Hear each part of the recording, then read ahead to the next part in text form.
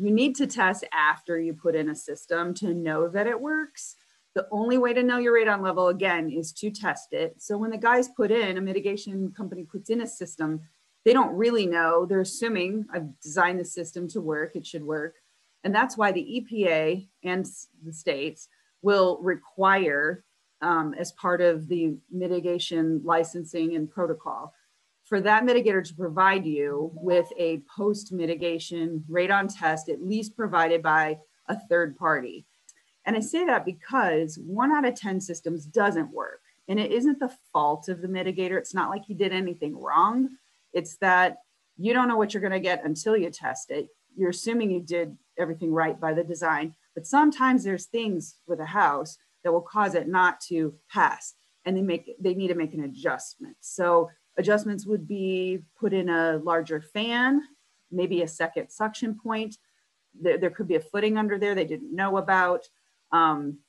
Maybe the crawl needed more attention if there was a crawl space or something.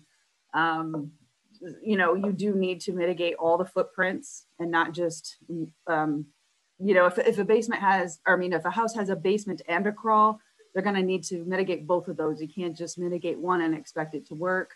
So there's a lot involved with that, but we have seen so many stories of people who lived in houses for years, had installed a system when they bought it and had no idea it was never working.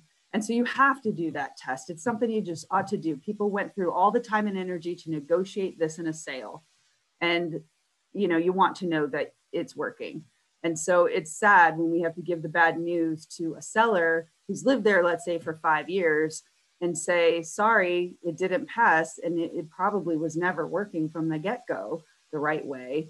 And an adjustment could have been made. And often those adjustments are just part of the system and the warranty that the mitigator has to give you. It wasn't like it was going to cost you anything else. And so, yeah, we want to see people actually go through post-mitigation testing to know that those systems work.